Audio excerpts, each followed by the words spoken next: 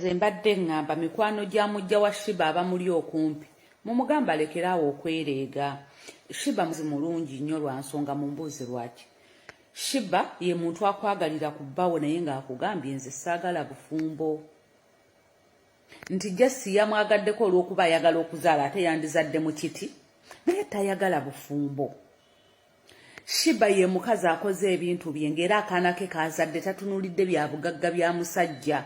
Mujja wa Sheebah Obusungu ndabira ddala nga Bweyongedde olunaku olw'eggulo nakoledde story nga breaking down ka audio. Sheebah akateberezebwa okubeera nti Sheebah yali ayogerezeganya ne Mujja we. However, bikyagendera ddala maaso. Ba Sheebaholics bavuddeyo okubeera nga bawa amagezi, abantu ab'enjawulo bavuddeyo okubeera nga bawa amagezi, abasajja abenzi oba omusajja abeera nga siwo ki exactly ekigenda okubeera nga kiddako eri Sheebah Kalungi. Oluvannyuma ate naye Sheebah Kalungi okuvaayo n'ategeeza eggwanga mbu awulira atiddemu n'asaba tumusabire nnyo olw'okuba nti naye abambi atidde okuzaala. Bagamba mbu okuzaala kuluma kati naye already yatandise dda okubeera nga atya omutima awulira si mutebenkevu. Naye kankuwa obutambi buneeno okuva gye butandikira paka gye buggweyo osobole okulaba ba Sheebaholics ne feedback ki gye bali mu kubeera nga bazzaayo eri Sheebah Kalungi ne ku nsonga ya Mujja we afuuse akayinja mu ngatto. Naye nga sinabeera nga mbikuterako kankusaba subscribe nga nokose Max Media. Ate ng'era agisebugwawo avuddeyo okubeera nga akunaazaako ennaku gwewe naayita mu kusomozebwa okw'enjawulo ng'akulombereddwa olina bizibu bya business, onoonya mulimu,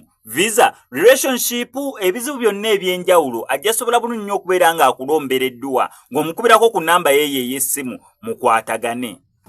It's like when I talk to him about what I want, he's like, by the way, I would want this and I want and I'm like, listen, the only way I can be involved in that, because I'm a Kama woman and I'm a believer, is the only way, and he knows the only way if she says yes.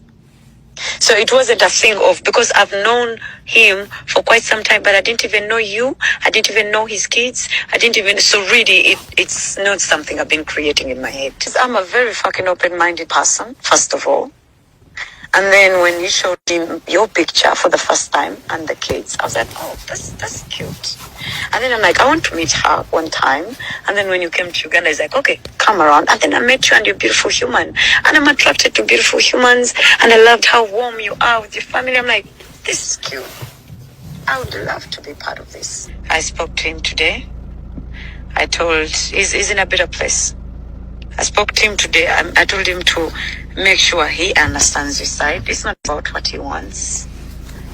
There's another person involved in this. It can't be just about him and what he wants. We talked for almost an hour and he understood.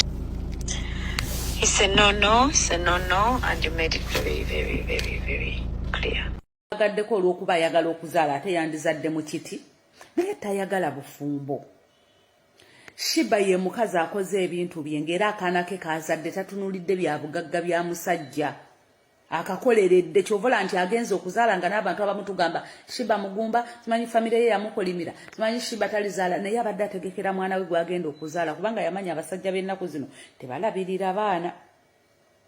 Okitegeera kati Sheebah atagenda kujja kufumba naawe yeso ebbuba liruma naye kati ate tokyayina ne kyozza. Oli maka go bawo mugagga oyina buli kimu takuggyeko buvunaanyizibwa nti byabadde akuyamba aleke. Kati nno wano waliwo emigunju gy'abakazi abayimbi akwagalira omusajja ng'alina winning okujja okufumba naawe babawe ebiyungu ate akujojjomye omusajja amutwalire ddala nga naawe okuddamu mufunako nga tekikyasoboka. Ate nga yagala ne ku by'omusajja byakoleredde ebbanga eddene naye abimuteekemu ate kitali ku Sheebah. In fact Sheebah like ye yali anoonya najji teyali mulaavu, yali anoonya jji n'alifuna ne kiggwa. Nze ngamba wandigumye mukazi wattu n'oteerega na Sheebah kuba ate teweerabira nti Sheebah mulalu alinamu effujjo. Oyinza okwagala okukola ebyo n'ayagala okukulagako nti ate ne by'osuubira asobola obikola just tayagala bwagazi. Olaba yabadde wano olubuto nga bamubuuza ebyatata w'omwana bikinaga nze saagala musajja kujja kubeera wange oba nze genda kubeera wa musajja. Nze nalondawo obulamu bwa kubeera nzekka. Era noddawo n'okayana ne Sheebah. Ate n'ekyokubiri bbaawe yakuyambye n'ayagala ku mukazi atali mwenzi. Sheebah tali mu kategole z'abayimbi abenzi. nayagala omukazi ate nayagala omukazi klasi gye bakulaga nti mujja wonokkiriza n'otagamba bawange nandekawo n'agenda ku kaamukene. Okitegeera? Nze ngamba wandikakkanye mukazi wattu. Manyi natadde ka tube mu feesi kanjubula sikiini kati abantu bayinza okugamba bukyobo obumuliko sikiini eri mu kuyubuka. Okitegeera nti wayagadde Sheebah we yayagadde Sheebah omukazi atali malaaya. Ekyo nakyo kyongera okugumya atagenda kujja kubbira bufumbo bwo. Yes, kiri kyaze kiruma nti yamwagalako kiruma. Nze nkimanyi kiruma naye ate wandikakkanye ku lw'ensonga ezo nawe z'omanyi naffe abakazi ze tumanyi eziriwo zola nti Sheebah tali gitwala bbaawe yadde nga yamwegadangako.